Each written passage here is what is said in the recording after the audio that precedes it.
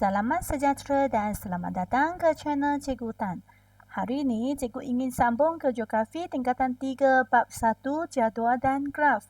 Sekiranya kamu adalah kali pertama mengunjungi ke channel saya, jangan lupa tekan like dan subscribe channel saya dan juga tekan loceng notification supaya tidak ketinggalan video-video geografi yang seterusnya.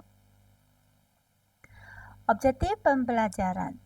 Di akhir pembelajaran, pelajar dapat membina graf garisan mudah dan graf gabungan berdasarkan jadual. Mentafsir jadual, graf bab mudah, graf garisan mudah, dan graf gabungan. 1.4. Langkah-langkah membina graf garisan mudah dan graf gabungan. Baik, nombor 1, membina graf garisan mudah.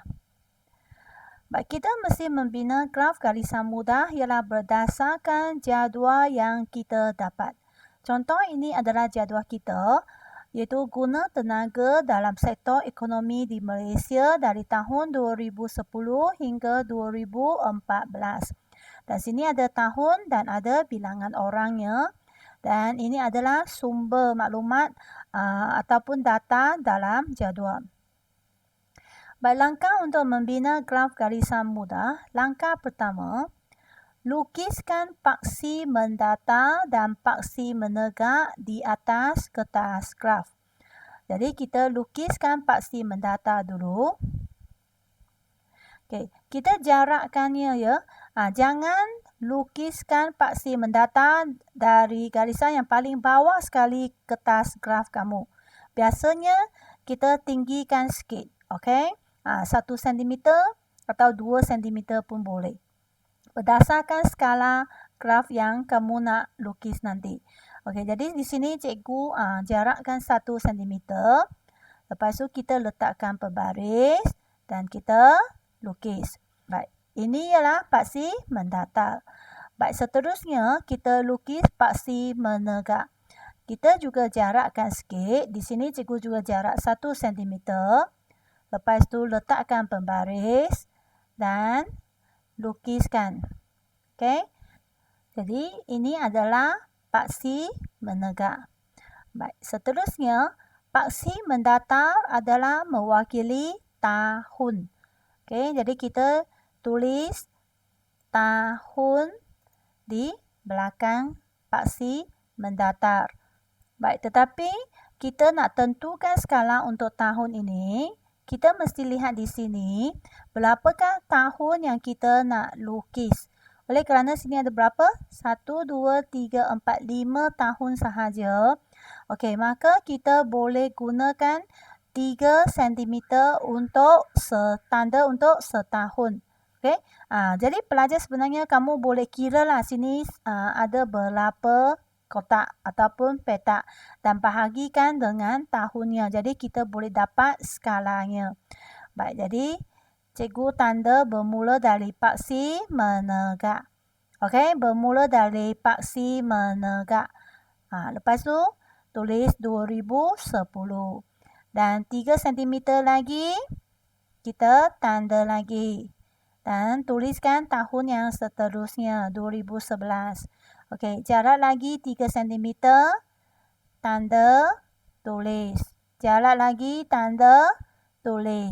Jarak lagi, tanda, tulis. Okey, sehingga habis 2014. Yang sini penting-penting pelajar untuk graf garisan mudah. Paksi mendata itu mesti tanda bermula dari paksi menegak sini. Okey, baiklah, seterusnya paksi menegak ialah mewakili jumlah guna tenaga. Ini merupakan jumlah guna tenaga. Kita nak pilihkan skala yang sesuai. Jadi sama juga kita mesti lihat nilai maksimumnya, nilai yang tertinggi ialah berapa. Okey, di sini nilai tertinggi ialah 13,576. Biasanya kita ambil angka ini. Okey, kita tak payah tambahkan 30 ini. Jika tambah maka angka jadi terlalu besar. Susah untuk kita kira dan tulis. Okey, skala menegak yang kita boleh pilih ialah 1 cm mewakili 1 juta orang. Tetapi yang 3 kosong ini sebenarnya kita tak payah tulis. Mengapa? Kerana nanti kita akan tulis orang, lepas tu ribu ini di atas sini. Di bawah sini yang pasti menegak kita hanya tulis mula dengan 1000, 2000, 3000 macam ni. Okey, cikgu tunjukkan apa yang cikgu cakap itu. Jadi sekarang kita jarakkan 1 cm daripada paksi mendata. Kerana skalanya ialah 1 cm mewakili 1 juta orang. Jadi kita tandakan setiap 1 cm itu. Okey, kerana dia agak banyak, datanya agak tinggi, jadi kita perlu tanda banyak. Jadi tulis 1000, 2000, 3000, 4000, okey, dan seterusnya.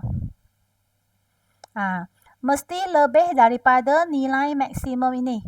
Nilai maksimum ini ialah apa? 13,576.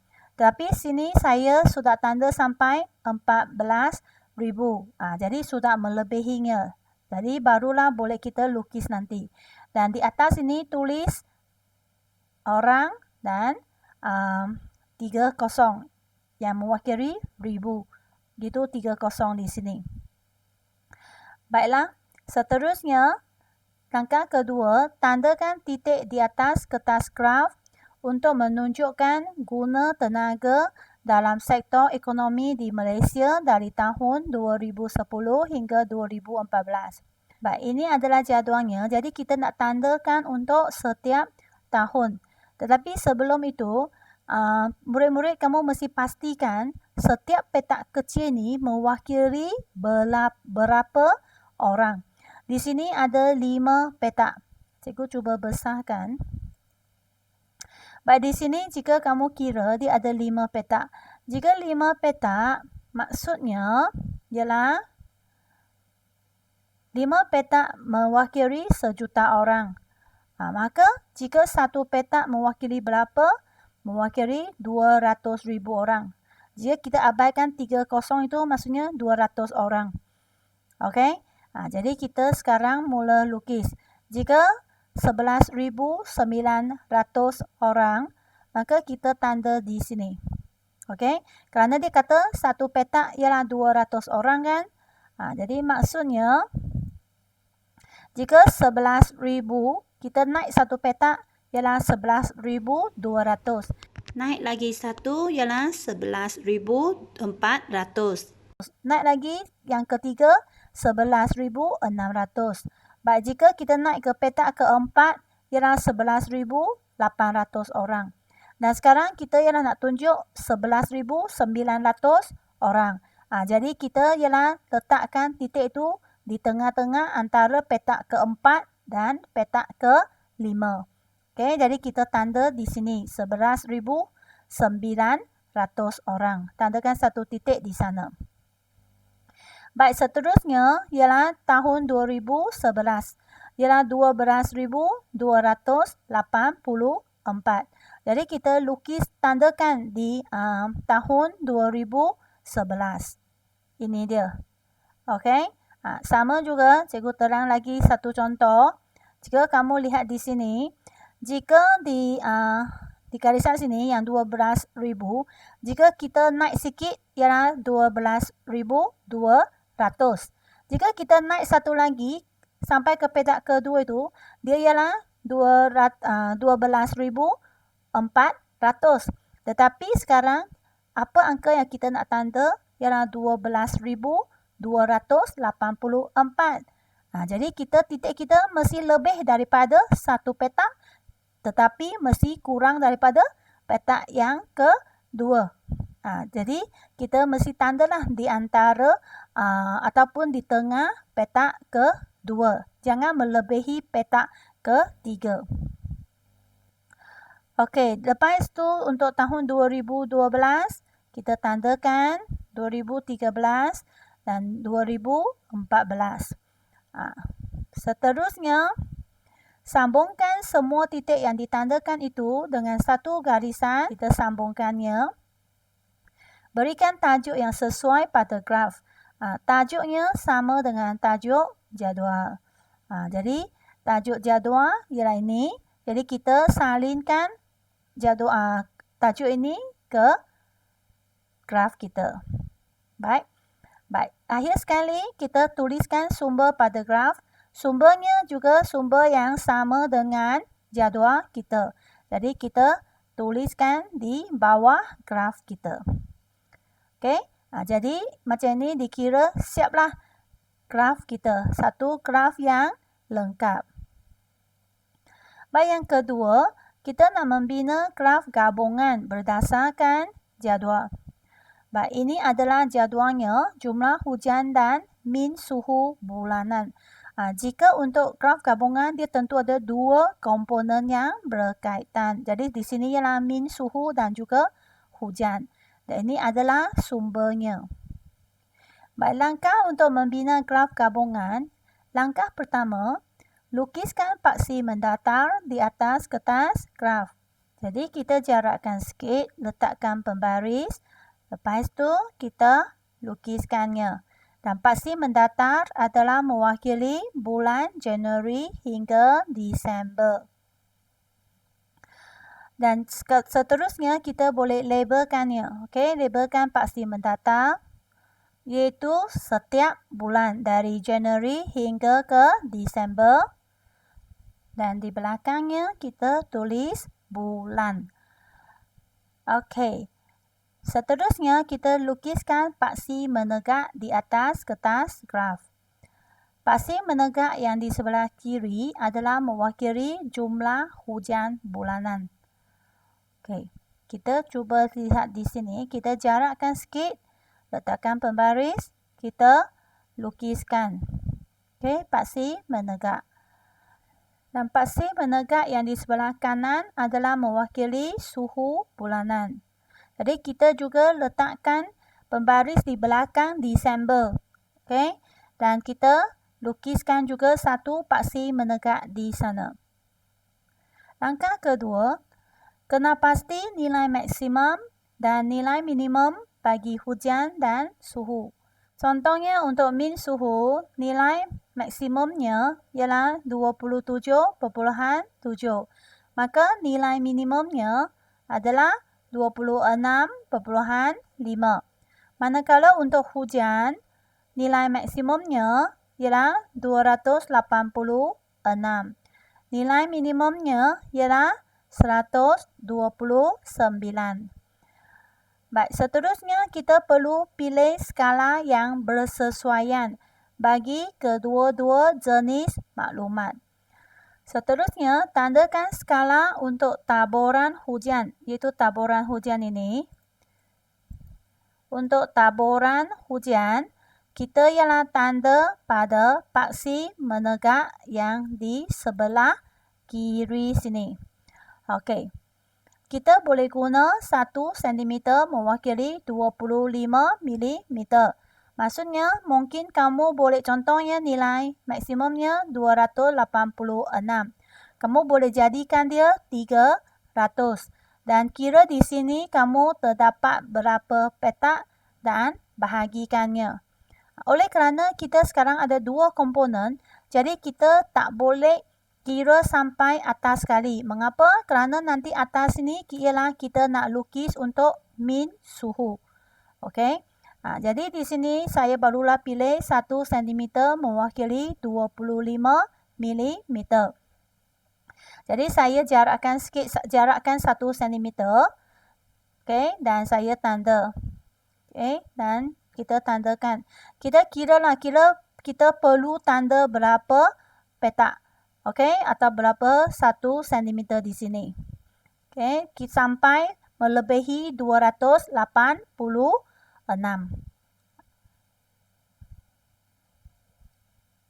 Okey, jadi sampai sini sudah cukup. Seterusnya kita ialah labelkannya. 25, 50, 75 macam ni. Okey, kita tandakan. Lihat sampai 300. Dan di atas tulis hujan milimeter.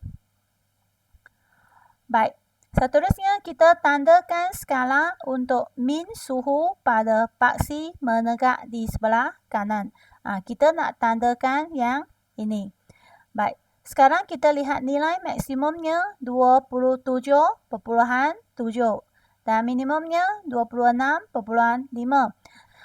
Jadi kita tak boleh lukis dari bawah kerana nanti bawah kita nak lukiskan graf bar. Jika kita mula dari bawah, nanti graf garisan kamu akan tidak nampak. Jadi kita hanya boleh gunakan petak yang di atas sahaja. Jadi di sini kita pilih 1 cm mewakili 5 darjah Celsius. Jadi kita tandakan. Pastikan mengapa. Kamu lihat nilai minimumnya ialah 26.5 kan. Jika kita guna 5 darjah Celsius 1 cm, maksudnya kita akan mula tanda selepas petak yang kelima kan. Jadi kita kira 1, 2, 3, 4, 5. Kita akan mula tandakan graf garisan kita di sini. Jadi dia sudah tidak dihalang oleh graf bar yang kita lukis kerana dia ialah di atas 300 kan. Pelajar, kamu mesti fikir tentang ini juga. Okey, semasa kamu tentukan skala. Jadi kita tandakan. Okey, dan labelkannya. Mula dari kosong ya. Mula dengan kosong. 0, 5, 10. Okey, dan di atas tulis apa? Suhu darjah Celsius. Okey. Langkah ketiga, lukiskan bar jumlah hujan bagi setiap bulan. Jadi kita mesti merujuk kepada jadual ini dan lihat ruangan hujan. Jadi untuk Januari 166. Macam mana kita nak tahu setiap petak ini 166 ialah patut tanda di mana? Jadi kita mesti kira dulu. Mungkin cikgu besarkan sikit supaya kamu senang nak tampak. Okey, 5 petak di sini. Okey, dia ialah mewakili berapa? 25 mm kan? Jadi kita nak tahu satu petak itu ialah guna 25 bahagi 5. So jadi satu petak adalah 5 mm. Sekarang kita nak tanda untuk 166. Okey, kita tanda di sini. Macam mana nak tanda? Okey. 166 kan? Jika sini 150, jika naik satu petak ialah 155. Naik lagi ialah 160. Naik satu lagi 165. Tapi sekarang kita nak lukis 166.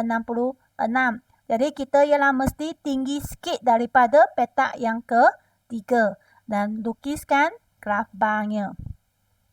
Okey. Dan seterusnya untuk Februari ialah 158. Okey, macam mana ini? Cikgu tunjukkan satu lagi. 158 kan? Jadi 150 jika naik satu petak ialah 155. Jadi kita mesti lukis tinggi sikit daripada petak yang pertama. Jadi sudah ada 158. Oleh kerana sekarang garisan yang cikgu guna itu lebih tebal, jadi kamu tak nampak beza. Asalkan kamu gunakan formula yang tadi cikgu bagi kamu, kamu mesti kirakan satu petak itu mewakili berapa nilainya dulu. Okey, seterusnya kita tandakan untuk Mac, April, Mei, Jun, Julai semua sehingga ke bulan Disember. Okey, jadi graf bar kita sudah lengkap. Seterusnya kita nak plotkan nilai suhu pada bahagian tengah bar bagi setiap bulan. Jadi kita nak plotkan min suhu ini. Okay. Sama juga kita mesti kirakan dulu. Contohnya ini 5 petak. Okay. 5 petak ialah 5 darjah Celsius. Jadi satu petak ialah 1 darjah Celsius. Jadi senang. Okay. Sekarang kita cuba plotkan nilainya untuk Januari ialah 26.5. Jadi di sini kita plot. Maksudnya di tengah-tengah. Okey, di tengah-tengah Januari ni kita titikkan nilai dia. Okey, contohnya sini 26.5 kan? Saya cuba besarkan. Jadi di sini tadi dia ialah berapa? 25. 25 jika naik 1 ialah 26. Jika naik 1, 27. Tetapi sekarang kita nak prod berapa? 26.5. Jadi kita hanya boleh prod di antara mana? Iaitu prod di tengah-tengah petak yang kedua. Seterusnya untuk Februari, kita juga titikkan dan kita protkan setiap satu nilai suhu itu. Okey. Langkah seterusnya, kita sambungkan titik-titik tersebut. Okey. Dan kita warnakan setiap bar kita. Langkah keempat, lengkapkan graf dengan tajuk. Tajuk graf juga sama dengan tajuk jadual kita. Okey. Baik. Akhir sekali ialah buat apa? Ialah lengkapkan graf dengan sumber. Jadi tulis di bawah graf kamu sumber. Jadi graf gabungan kamu sudah lengkap. Baik, 1.5 mentafsir jadual graf bar mudah, graf garisan mudah dan graf gabungan. Langkah-langkah untuk mentafsir jadual graf bar mudah, graf garisan mudah dan graf gabungan adalah seperti berikut. Langkah 1, perhatikan tajuk. Macam kita memperkenalkan diri juga bermula dengan nama kan. Jadi perhatikan tajuk dulu. Langkah 2, perhatikan maklumatnya. Langkah 3, perhatikan paksi menegak dan paksi mendatar. Langkah keempat, kena pasti dan huraikan nilai maksimum dan minimum data. Langkah 5, huraikan aliran perubahan data untuk graf garisan mudah. Langkah ke-6, huraikan isi tersirat berdasarkan data.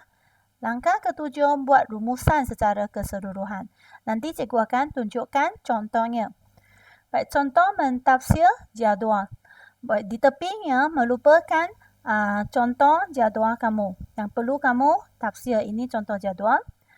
Baik. Yang pertama, dia kata jadual 1 menunjukkan cara murid tingkatan 3 datang ke SMK Taman Universiti pada tahun 2020. Ini merupakan apa? Merupakan tajuk jadual. Okey, ini dia.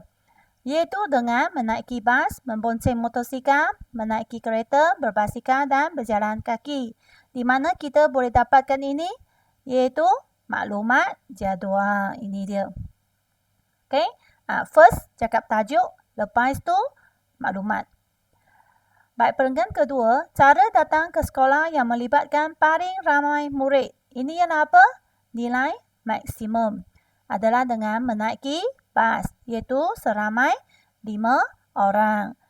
Jadi, ini ialah menyatakan nilai maksimum. Seterusnya, kamu analisislah. Untuk cara datang ke sekolah yang lain. Cara kedua tinggi adalah dengan menaiki kereta iaitu seramai 2 orang. Lepas tu untuk yang lain macam mana? Maksudnya kamu senaraikan ataupun analisiskan setiap cara ini berapa orang dengan apa. Sekiranya dia ada nilai minimum yang sangat nyata, maka kamu juga boleh kata cara datang sekolah yang melibatkan paling sedikit murid ataupun nilai maksimum minimumnya ialah berapa orang macam ni. Oleh kerana di sini dia terdapatnya 3 cara yang sama bilangan, jadi cikgu tidak nyatakan di sini. Jadi maksudnya perenggan kedua ialah kita nyatakan nilai maksimum dan nilai minimum. Baik, perenggan ketiga, ramai murid yang berjalan kaki ke sekolah disebabkan oleh faktor lokasi rumah mereka yang terletak berhampiran dengan sekolah. Manakala murid yang menaiki bas kereta adalah kerana jarak kawasan perumahan terletak lebih jauh dari sekolah. Selain itu, terdapat juga murid yang membonceng motosikal kerana lokasi rumah mereka terletak tidak begitu jauh dari sekolah. Okey, yang ini ialah apa? Ini adalah huraikan isi tersirat. Tersirat ialah apa? Iaitu yang tersembunyi. Jika kamu melalui jadual ini, dia ada tak tuliskan bagi kamu apa sebab? Tak ada kan? Jadi kamu mesti berdasarkan pendapat kamu sendiri. Okey, fikir sendiri. Mengapa bas paling ramai? Mengapa lepas tu kereta? Mengapa motosikal basikal? Mengapa mereka gunakan cara ini datang ke sekolah? Jadi, perenggan ketiga, kamu ialah huraikan isi tersirat. berdasarkan data ini. Nah, ini perlukan pendapat sendiri. Baik, yang seterusnya, yang keempat, iaitu sudah masuk ke rumusan. Okey, buat rumusan lah. Murid tingkatan 3 menggunakan pelbagai cara. Macam karangan kamu, okey? Bila kamu buat kesimpulan ini sama. Okey, cikgu tak akan baca lah. Jika kamu nak baca nanti, kamu boleh balik ke video cikgu dan bacakan sendiri. Okey, ini ialah perenggan kesimpulan. Baik, sekarang kita lihat contoh mentafsir graf Bermuda. Baik, kita lihat perenggan pertama. Graf 1.1 menunjukkan sukan kegemaran murid lelaki tingkatan 3 Alpha pada tahun 2016. Ini merupakan apa? Tajuk dia. Okey. Lepas tu, sukan yang mencatatkan bilangan murid yang tertinggi ialah bola sepak berapa orang. Lepas tu, yang lain berapa orang. Okey, dan sukan yang mencatatkan bilangan murid yang paling rendah ialah sepak takraw, iaitu selamai 5 orang. Jadi yang hijau ini ialah nilai maksimum, iaitu yang warna coklat. Warna coklat je ialah apa? Merujuk kepada petunjuk ialah bola sepak. Berapa orang? Lihat paksi menegak. Berapa orang? Iaitu 12 orang. Lepas tu kamu boleh huraikan untuk setiap satu sukan lagi. Okey, akhirnya baru nyatakan nilai minimum. Okey, nilai minimum ialah yang paling rendah itu. Ialah warna hijau. Warna hijau ialah apa? Sepak takraw. Dan baru lihatlah berapa orang? 5 orang. Jadi perenggan kedua, nilai maksimum, nilai minimum. Perenggan ketiga nak masuk apa? Masih ingat tak? Seperti yang jadual. Dia dah tulis huraikan isi tersirat sebab tersirat. Okey. Mengapa mereka pilih suka sukan ini? Mengapa dia tak suka? Macam inilah. Mengapa sukan ini paling ramai? Mengapa sukan ini paling sikit? Jadi ini adalah isi tersirat.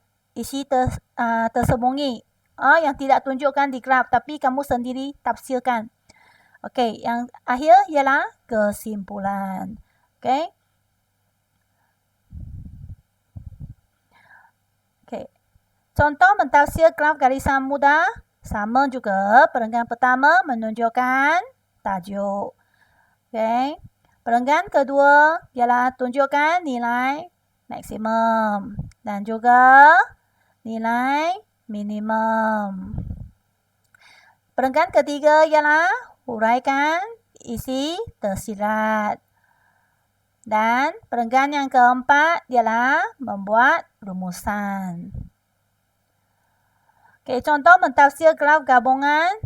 Sama juga. Perenggan pertama, tuliskan tajuk. Perenggan kedua, huraikan jumlah hujan yang paling tinggi dan jumlah hujan yang paling sedikit. Oleh kerana graf gabungan dia ada 2 paksi, maka lebih banyak sikit yang kamu perlu tafsirkan. Okey, first kita huraikan jumlah hujan dulu yang paling tinggi dan paling sikit. Lepas tu kita perlu hurai pula yang untuk suhu. Okey, jadi min suhu pula hampir sekata. Hampir sekata maksudnya lebih kurang samalah panggil hampir sekata. Okey, dan walau bagaimanapun dia juga akan catatkan suhu yang paling tinggi itu ialah pada bulan berapa dan paling rendah ialah bulan berapa. Okey. Okey, yang seterusnya ialah dia kata taburan min suhu bandara di Kuala Lumpur didapati hampir sekata walaupun pada bulan tersebut kamu catatkan, tuliskan atau huraikan isi tersirat dan akhirnya buat kesimpulan. Sebenarnya cara untuk mentafsir jadual ataupun graf semua sama, formatnya sama. Okey, kamu hanya ikutkan apa yang cikgu tadi hurai sahaja. Jadi terima kasih kerana kamu mengikuti video saya sehingga habis. Saya berharap kamu dapat memahami apa yang telah cikgu terang di sini. Cikgu telah masukkan link kuizi di description video. Jadi murid-murid boleh menjawabkan kuis di dalam link tersebut. Selamat mencuba menjawab kuis. Jangan lupa tekan subscribe dan share video cikgu kepada kawan-kawan anda. Terima kasih. Jumpa lagi. Bye-bye.